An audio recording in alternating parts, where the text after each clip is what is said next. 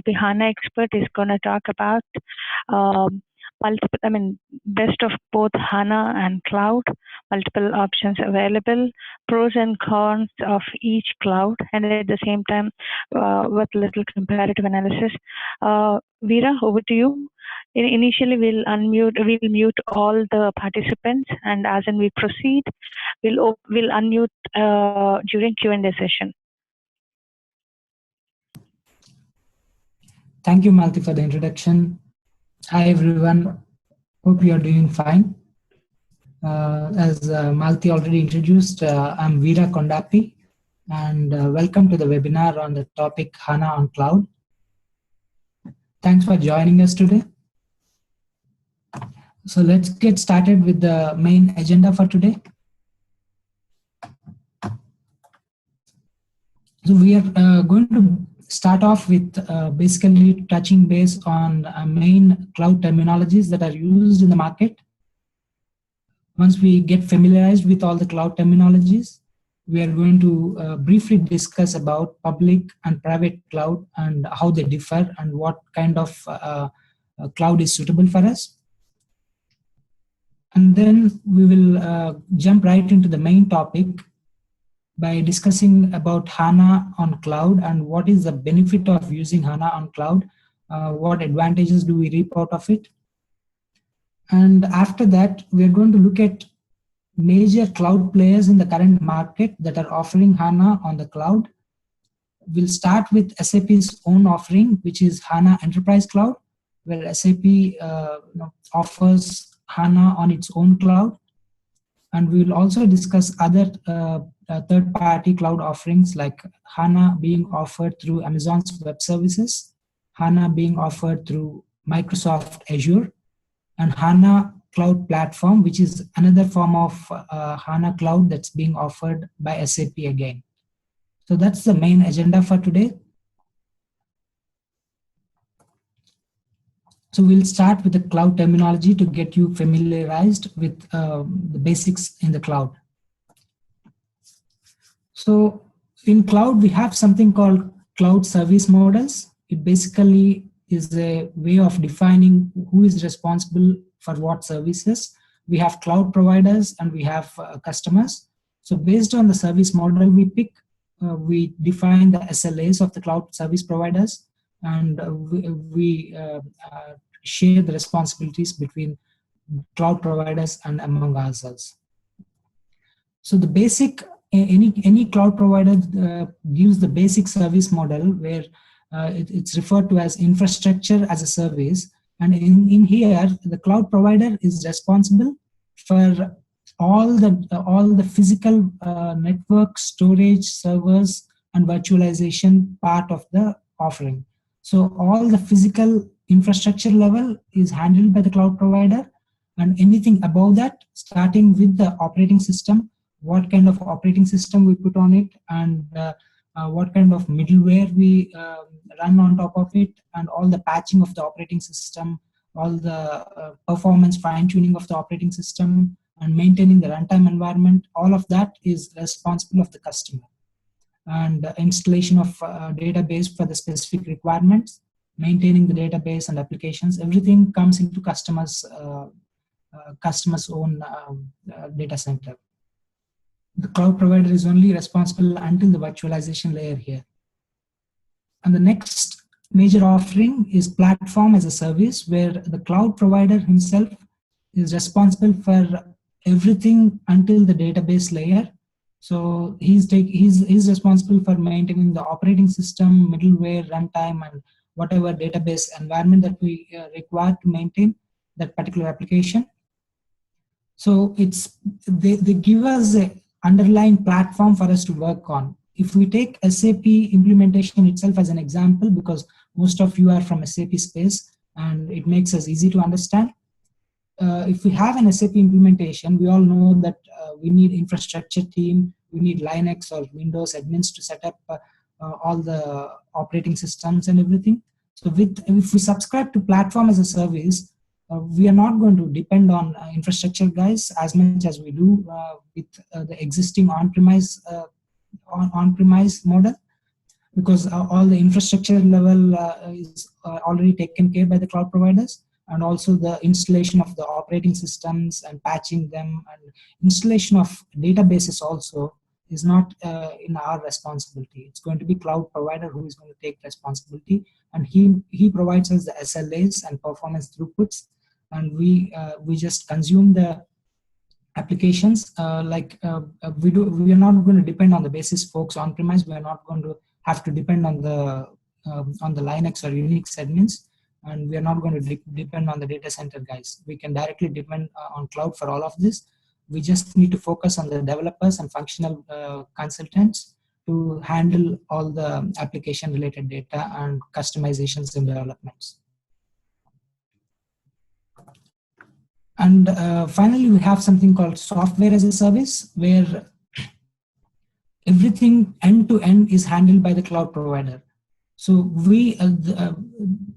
where we come into picture in here is we interact with this software as a service as only the end users.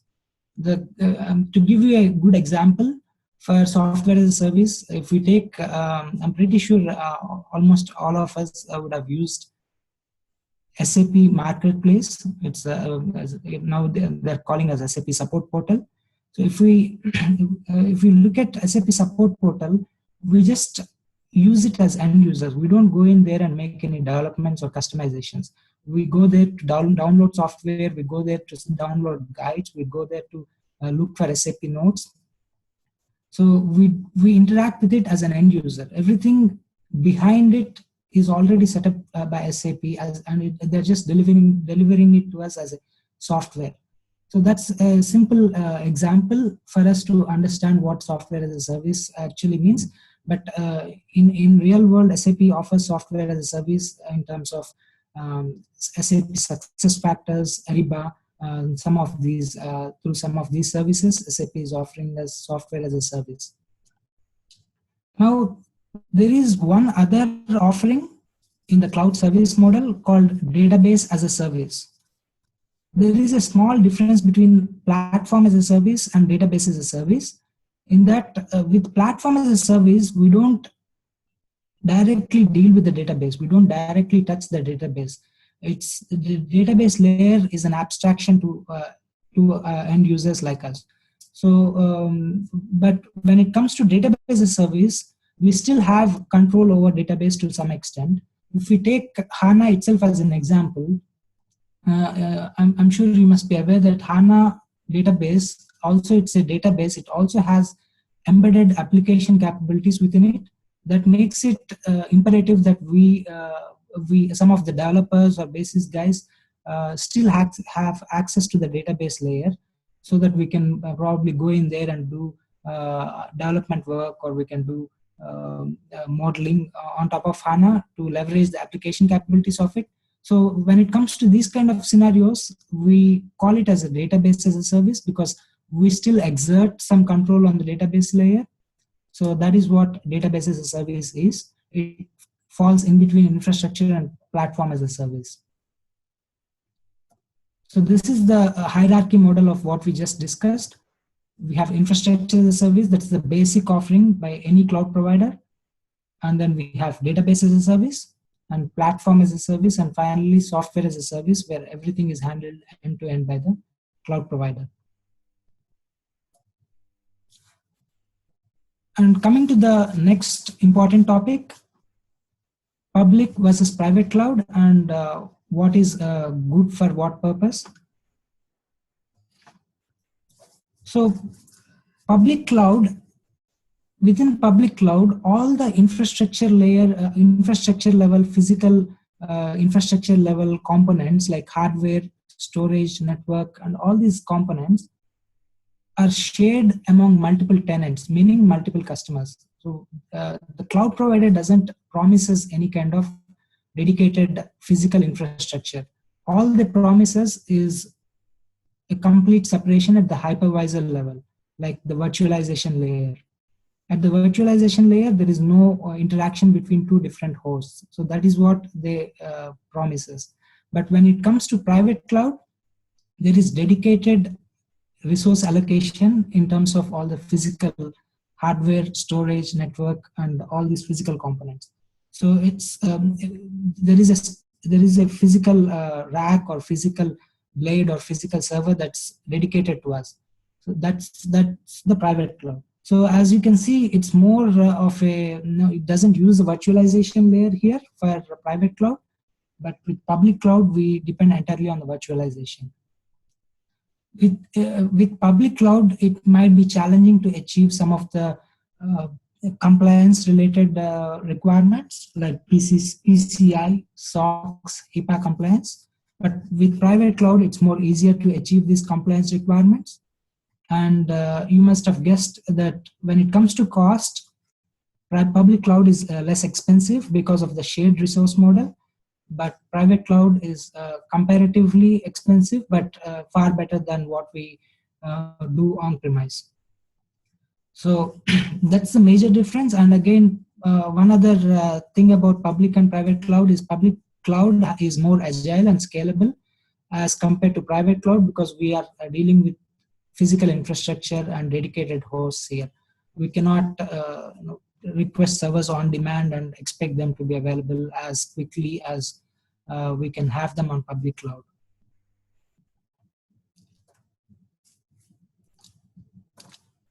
So let's get into the core of the topic today, why we need to install and implement HANA on cloud and what advantages we can reap out of it. So with HANA, you all must be aware that HANA is a highly memory and CPU intensive application. For example, if we take a development HANA system that probably uses 124 GB of RAM, we can easily stand up 4 to 5 Oracle databases on that. So that's the memory and CPU intensive nature of HANA, and that has a really large footprint when it comes to infrastructure setup and data center maintenance of it. We need to maintain physical racks, and we need to maintain dedicated 5 gig, 10 gig network, and also SSD to maintain the throughput required for HANA performance. All of these have to be separately set up, and the total upfront cost as well as maintenance cost for the infrastructure and data center guys, it's huge. And especially when if we plan to do a greenfield implementation of HANA, it's going to be a huge challenge for us. So, and also scalability is another issue when it comes to HANA, or for most of the on-premise servers. But with HANA, because of the huge infrastructure footprint, it gets more challenging. Just to give a small example, we worked with a customer who was trying to do a greenfield implementation of HANA, and they did quick sizer exercise, and their results came out to be that they require 512 GB of RAM to stand up the production HANA server for the next 3 years. Although they have that requirement, they still went on to purchase and acquire all the infrastructure that's capable of hosting 3 terabytes of HANA on the production servers. The reason being, it's not easy down the lane. If 6 months from now, if they want to scale from 512 to 1 terabyte, it's not going to be an easy task, because they need to plan ahead of time, and they need to have a lead time of at least 6 to 7 months to get all the hardware replaced or modified, and that's going to be a challenging task, and it also involves expenses. So to avoid all of that, they go on to, most of us, that's the trend with most of the data centers. We tend to over allocate to avoid any performance issues in the future, and to avoid any near time changes in the because it gets cumbersome when we have to keep changing hardware at the data centers. And also it becomes more challenging to guess the future needs and requirements, because the actual usage and the actual demand of applications can vary in a dynamic fashion. If you look at the graph on the right side, the red line indicates the actual usage and the consumption from the end users. But when it comes to planning within the data center, it's more of a guesswork based on since it takes a lot of lead time to set up whatever changes that we need to make in the data center, we tend to plan way ahead of the time than the actual time when the consumption is happening. And this makes us do a lot of guesswork, and not all the time the guesswork is customer satisfactory, because we might end up either over allocating or under allocating data center resources, and that can lead us to either wastage of resources or customer dissatisfaction. But when it comes to cloud, due to high agility and scalability, which can be, both of these can be done in a very quick fashion.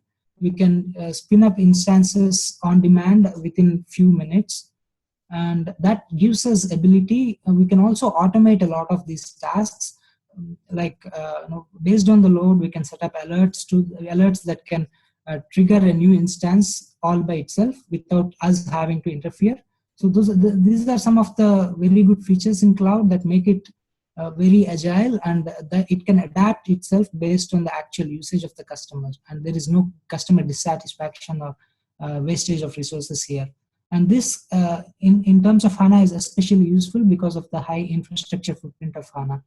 So that is the main advantage of using HANA on cloud. Now we'll jump into the major cloud providers that are offering HANA on cloud, and we'll start with SAP's own offering called HANA Enterprise Cloud. So SAP runs our SAP applications, SAP runs our HANA. That itself is a interesting thing for us. It's a fully scalable private cloud offering by SAP. So we all discussed what private cloud is a few slides ahead. So HANA Enterprise Cloud is a fully scalable and secure private cloud offering from SAP. And the good thing about it is all the data centers are entirely managed by SAP team itself. And also we can benefit from SAP's own expertise in terms of HANA, what we need, what kind of hardware we need, what kind of networking we need, what kind of storage we need. All of that, it's not our headache anymore. SAP expert teams, they take care of it. They keep up with the changing trends. They keep up with the new requirements. They handle everything for us. We just have to consume the services. And with SAP's HANA Enterprise Cloud, there are 3,600 databases that are currently being managed, which is a lot of them. When it comes to licensing, we can either bring our own license, or we can also leverage the newly designed subscription model. With the subscription model, there is no upfront cost. We can can pay as we go, and that's a good feature to start for anyone trying to move to HANA. And this subscription model is something unique only with the HANA Enterprise Cloud. It's not offered through other cloud providers. So in essence, HANA Enterprise Cloud is HANA being offered through private cloud in addition to managed services. So all these two put together forms the HANA Enterprise Cloud. So some of the main highlights of Enterprise Cloud is SAP mainly designed it to offload our data center footprint and HANA setup overload on us. With HANA Enterprise Cloud, SAP is completely responsible for HANA database management, whether it's backup, monitoring, upgrades, and making sure performance is up to the mark. All of that is SAP's own responsibility. We just consume the database that SAP is giving us. So SAP offers HANA Cloud starting with database as a service, and we can use it as platform as a service and software as a service offering also. We'll take a look at SAP's service models here. The basic offering we have here is HANA Enterprise Cloud Core Services. So with Core Services, we get SAP takes care of all the networking, virtualization, OS, database maintenance, and basis operations that are pertinent to the database level. All of those activities are handled by SAP, What we do is we develop solution-specific technical operations, and we handle the data, and any applications that we run on top of it, we are responsible for that. And the next advanced model is HANA HEC core services with extended management services, EMS. In here, SAP also handles application level basis or application level maintenance activities for us. So the only thing left for us to do would be to handle the functional aspects of the application. And finally, we have AMS, that's application management services. As the name refers, SAP handles even the functional aspects of applications. So it's end-to-end software as a service, software as a service offering from SAP. We just have to interact with it like end users do. So that's the offering. That's the maximum offering we can get from SAP for this. And this AMS offering is only provided for productive instances. Here is a global footprint of HANA data centers. There are 100+ data centers that are being spun up by SAP with the help of premium suppliers like IBM, HP, VirtuStream, CenturyLink, and we have few other suppliers as you can see on the left. So as I mentioned previously, we have 3,600 HANA databases currently being hosted in the HANA Enterprise Cloud.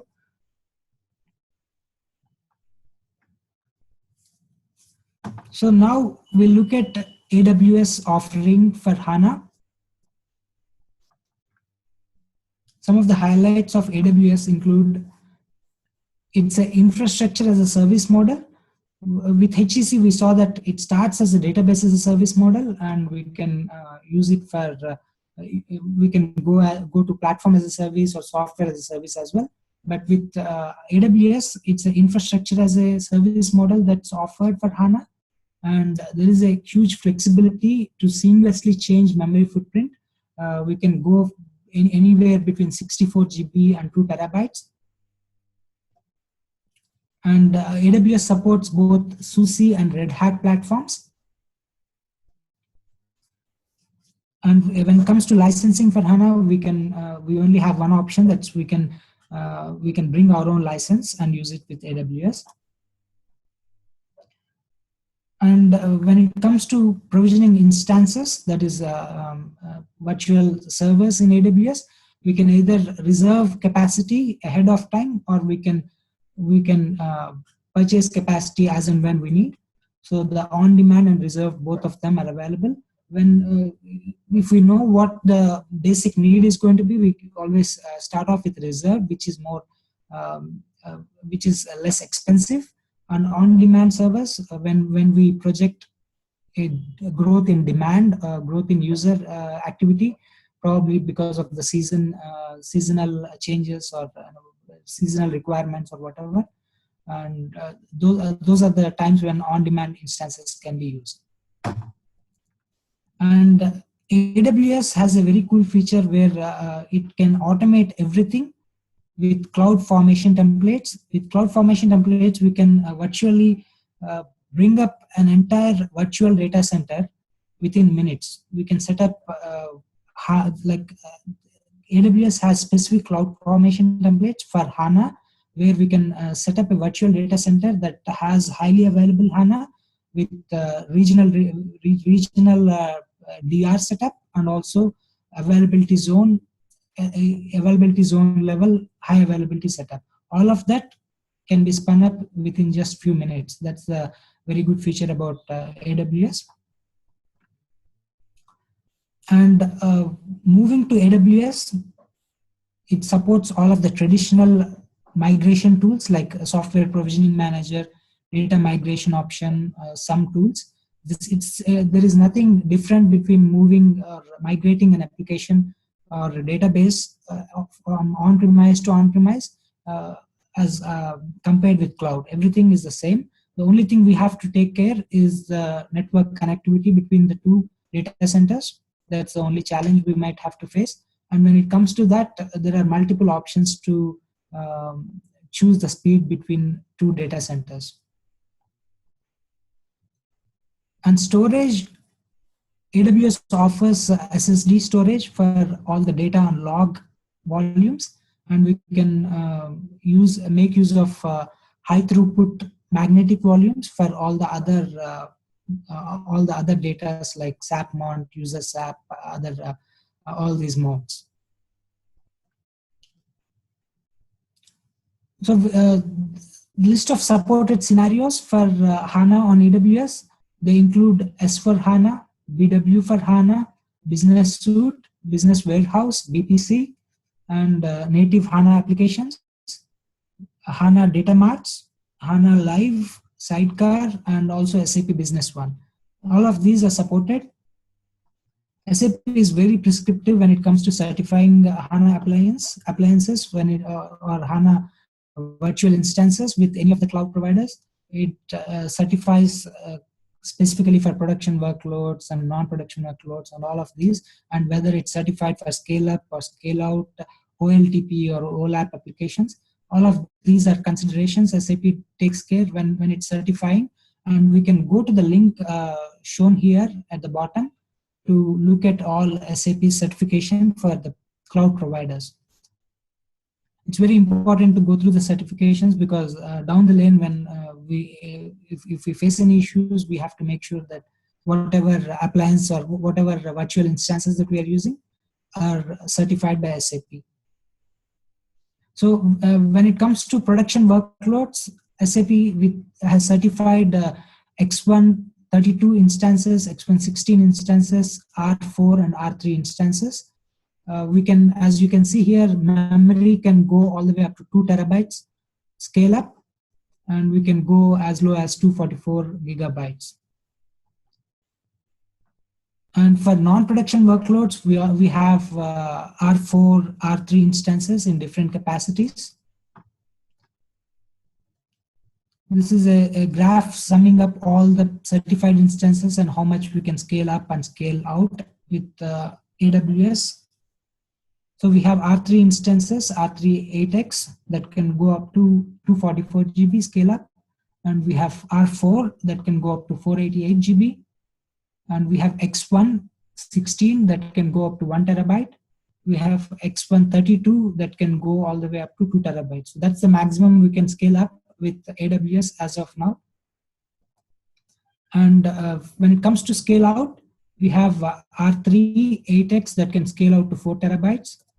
And X1 16 can go up to 7 terabytes. And X1 32 can scale out to 14 terabytes. So that's the support for scale out scenarios. So I believe you are aware of this, but just to just to recap, scale out is used for all the analytical workloads like BW or BW for HANA. While scale up, we use it for all the business suite applications. So moving on to HANA on Azure. We'll take a look at all the highlights of Azure offerings. Azure offers infrastructure as a service with purpose-built hardware that is specifically tuned for HANA workloads. So the major thing to know with Azure is it's mainly specialized with bare metal infrastructure when it comes to HANA. When we looked at AWS, it's all virtualized. All the certified instances that we looked at were all virtualized, but when it comes to Azure, it's mainly focused on bare metal offerings. So bare metal offering, when we look at bare metal, it's again close to private cloud because of the direct interaction with the physical layer without having to touch the virtualized layer. So we are looking at dedicated infrastructure again and single tenancy where we are not sharing the same hardware resources with other with any other customers. So there are both pros and cons to it. The advantages is that we do not have to worry about noisy neighbors where if the customers that are sharing the same hardware are overusing or are using their peak performance during the peak performance time, there is a possibilities, although it's not a noticeable thing, there is a possibility that we might experience like lag. But with bare metal, it's completely dedicated and we don't have any noisy neighbors. So that's the major difference. But again, the cons of bare metal is that it's not as agile and scalable as compared to virtualized infrastructure, because there is a physical infrastructure that is specifically dedicated and being set up for us. So that is a con of it. And also we have higher pricing when it comes to bare metal. So it entirely depends on what our preferences are when it comes to picking bare metal infrastructure. Although it is bare metal, it's still considered as cloud offering, so it's infrastructure as a service, but through bare metal. And when it comes to virtualized instances, Azure offers very limited options for us. It only offers a single instance of virtualized certified instance for us, which is only certified for analytical applications, and it's half a terabyte appliance. So due to the bare metal offering for HANA, when we have to implement our HANA and SAP workloads on cloud with Azure, we might end up with a hybrid scenario where all our applications are running on virtualized infrastructure, like all the NetWeaver applications that we implement. We may have to put them on the VMs offered by Azure. When it comes to HANA, underlying HANA, we may have to put them on the bare metal. So it becomes a hybrid option for us. So when it comes to the supported scenarios, we have similar to AWS, we have S4HANA, BW for HANA, Business Suite, Business Warehouse and BPC, Business One and HANA One. All of these are supported on Azure Cloud. So quick look at the virtualized certifications. We have G5 instance with 448 GB RAM, and it is certified for OLAP workloads. So this is where Azure strongly makes a point with bare metal offering. We can, for scale up, we can go all the way to 4 terabytes, and scale out we go up to 32 terabytes. These are the highly scalable bare metal offering, and all these bare metals are certified based on Intel E7 Haswell CPU architecture. So this is a list of all the instance types that are certified for Azure workloads. We have first 4 instances that are certified for OLTP, that is Business Suite applications, and we have the bottom 2 instances that are certified for scale out appliances. We have which can go up to 32 terabytes. So here is a list of all the certified instances that we just looked at. We have S72 that can go up to 768 GB. We have S72M that can go up to 1.5 terabytes scale up, and S144M 3 terabytes, and 192M up to 4 terabytes. So that is the scale up possibilities. And for scale out, we have S144, which can scale out all the way to 22 terabytes. And we have S192, which can scale up to 32 terabytes. So that's briefly about Azure's offering for HANA. And finally, we'll again touch base on SAP's another offering in terms of cloud space called HANA Cloud Platform. HANA Cloud Platform is basically a platform that's designed for us to go in there and develop or extend our on-premise or cloud applications without having to build everything from the scratch. So it's more of a platform. It's an open platform as a service, and it uses HANA as its underlying database. And the good thing about HANA Cloud Platform is we can easily, rapidly, and quickly develop or extend our existing on-premise or cloud applications with HANA Cloud Platform. So just to look at differences between SAP's two cloud offerings, HANA Enterprise Cloud and HANA Cloud Platform. HANA Enterprise Cloud is a private cloud, and HANA Cloud Platform is a public cloud offering. And HANA Enterprise Cloud, the main intent of Enterprise Cloud is to help us run our core SAP applications, core SAP workloads on HANA. Like we have three-tier architecture where we use HANA as a primary database, and SAP, we install SAP on top of it. Like we have business suites, BW, or CRM, SRM. All of these are our core SAP workloads, and we can easily run all these applications with HANA Enterprise Cloud. That is the main purpose of HANA Enterprise Cloud. But when it comes to HANA Cloud Platform, the purpose of it is not to run our core SAP applications. As I was saying, this HANA Cloud Platform is meant for us to extend and realize maximum potential of our existing on-premise or cloud applications. We are using HANA Cloud Platform as an extension. Say if I have if I have a website and I want to make it mobile compatible or make it accessible through mobile, instead of developing setting up all the infrastructure, all the required middleware and everything to that can enable, like if you take SAP itself as an example, to make a WebIntro application or any other web-based application within SAP mobile compatible, we have to implement Fiori, Gateway, and put on integration add-ons, and all these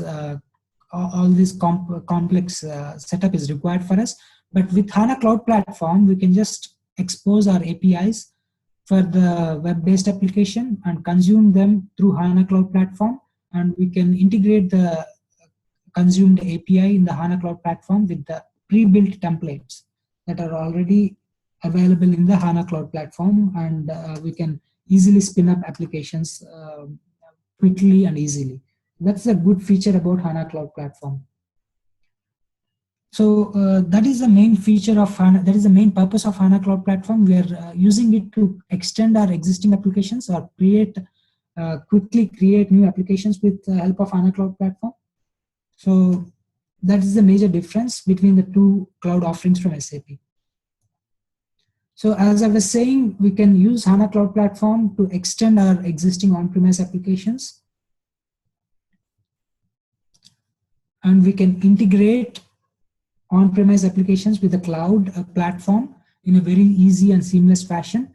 HANA Cloud Platform provides us with the its API enablement tools that basically help us integrate and connect everything regardless of where it is or who built it. So in SAP's own words, integrate and connect everything regardless of where it is or who built it. And API management is open extension platform. It simplifies both SAP and non-SAP integration.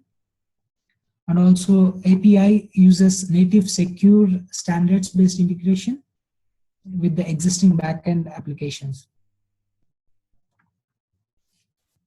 So when it comes to building anything new on HANA Cloud Platform, instead of building everything from scratch in our own existing infrastructure, we can join a community of almost 100,000 developers that develop, build, and publish services in the cloud on a day-to-day basis. We can leverage the rich development community by taking part within the HANA Cloud Platform. Everything is, like hundreds and thousands of developers, they join this community and develop everything, and they share their developments, and we can leverage these pre-built applications and mobile compatible or web-based applications. So the HANA Cloud Platform offers most common language, so it offers support for most common languages and framework, and it also offers monitoring and debug for whatever we are developing. It offers end-to-end support and end-to-end lifecycle management, whether it's if we are developing an app, updating the app and maintenance of the app, all of these life cycle options are handled by HANA Cloud Platform, like sending push notifications or application security. All of these we don't have to worry about. HANA Cloud Platform can handle all of these scenarios. So this is a high-level architecture of HANA Cloud Platform, where if you see on the left side, we have a lot of runtime environments. It supports Java, SAP XSJS, it supports HTML5, and it supports Node.js. And its main offering is a platform as a service. We can also use it for spinning up databases like ASC, and SAP is also working to bring up support for Postgres, Redis, and MongoDB. We can also do analytics by quickly like in a plug and play fashion. We don't have to spin up infrastructure for analytics on-premise. We can leverage the analytics APIs and can integrate our existing on-premise ECC or other on-premise applications and do analytics with HANA Cloud Platform. HANA Cloud Platform also offers database as a service and infrastructure as a service. Although these offerings are part of HANA Cloud Platform, its main core area is platform as a service, which is highlighted in the top. So just taking a look at infrastructure as a service being offered with HANA Cloud Platform, we have instances that are offered in t-shirt sizing. We can spin up instances ranging between 2 GB and 32 GB.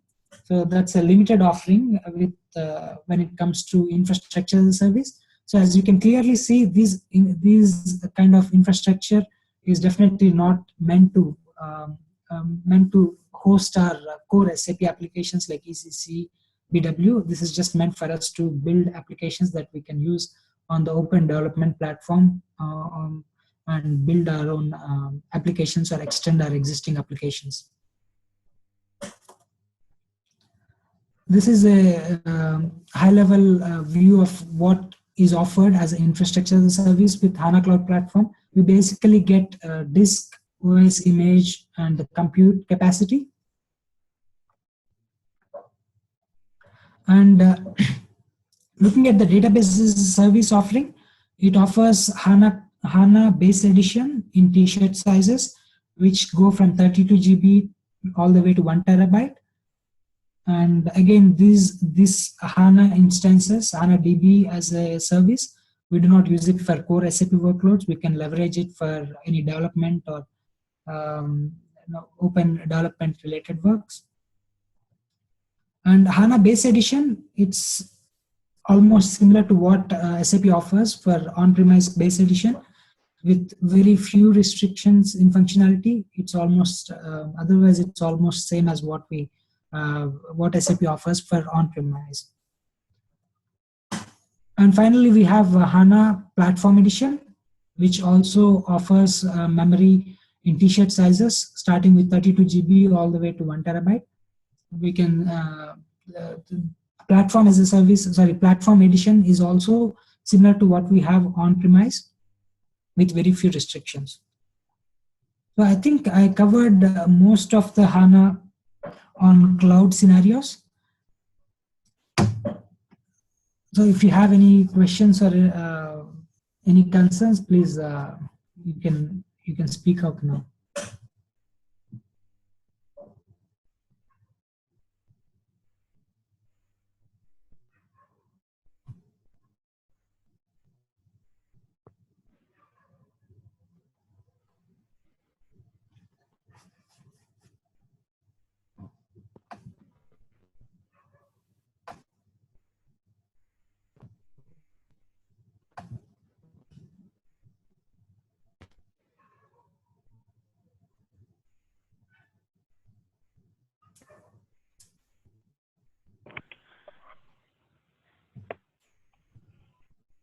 Thanks for the walkthrough, Ishwar. Any questions, and any questions you have, or if you're looking for more information, please feel free to drop a mail to info@msrcosmos.com, or you can mail Ishwar directly, and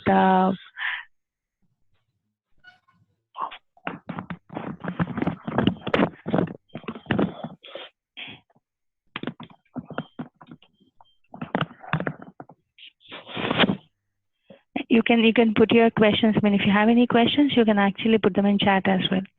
So, Ishwar, I think we are good to go. Yeah. Yeah. Thanks, everyone. We look forward for your feedback, questions, or any queries you have. Please feel free to ask.